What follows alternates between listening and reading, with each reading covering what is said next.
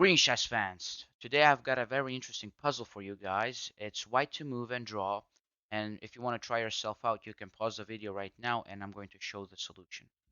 So our main priority as white in this position is to stop the d2 pawn from queening. This is black's main threat, and if he manages to promote, we would be losing. So we have to stop this pawn. We cannot play rook to f1 because the knight is protecting the f1 square. So our only move in this position, and this is the easiest move in the puzzle, is to play rook to d4. This move is completely forced. We have to stop the promotion. So now if you promote as black, we would simply capture this queen and play bishop to e1, threatening to take the a5 pawn, and there's simply no way you can win this as black. If you try something like knight to b2, as white will play king to b3, we're threatening to play king to c2 with a double attack, and there's no way you're winning this position. So d1 queen doesn't work, but black doesn't give up that easily. He plays this very strange knight to f5 move, forking the rook and the bishop. So as white, we might be a little bit confused. Like, what do we do right now? Should we take the pawn? If we take the pawn, he simply takes the rook, and he's up a piece. And the important point is that we no longer have bishop to e1, so we cannot threaten this a5 pawn. And what will happen eventually is that black will capture the b5 pawn and consolidate, and he will simply have a piece and a pawn up.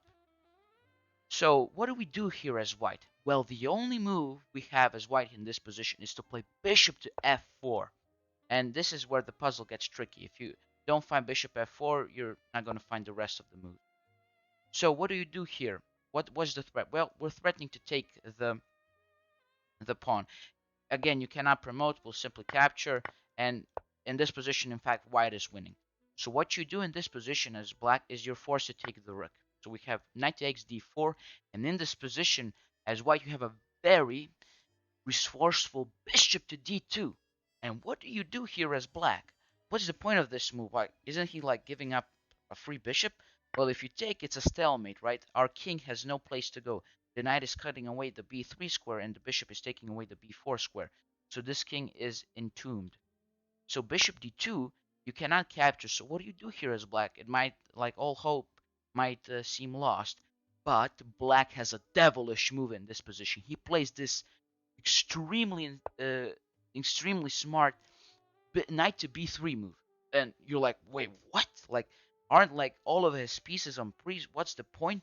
Well, first of all, this move defends every single piece in black's position, so you cannot take bishop to a you cannot play bishop a5 because we take, the king has to move, and we will simply outmaneuver this king, and it will be checkmate eventually. So bishop a5 doesn't work.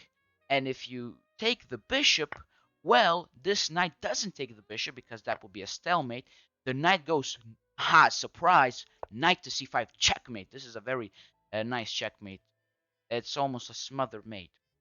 So after knight to b3, what do you do? I mean, you can't even take this knight because after bishop to d2, you're not even in stalemate.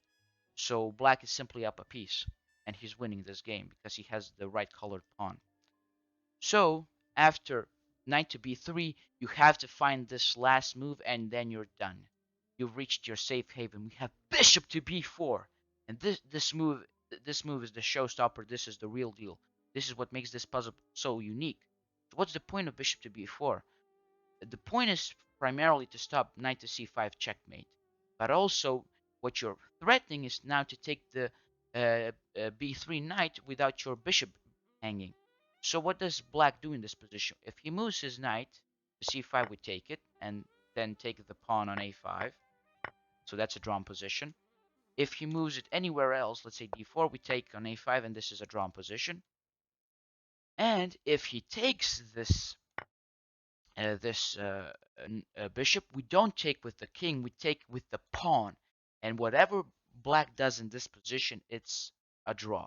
If he moves his knight, it's stalemate because the knight is taking away the b3 square and the bishop is taking the a3 square away. So this is a stalemate. How often will you see a picture like this? And if in this position you play knight to c5 check, we'll simply take, and it's a draw. So yeah, I really hope you enjoyed this puzzle. I really liked it, and until next time.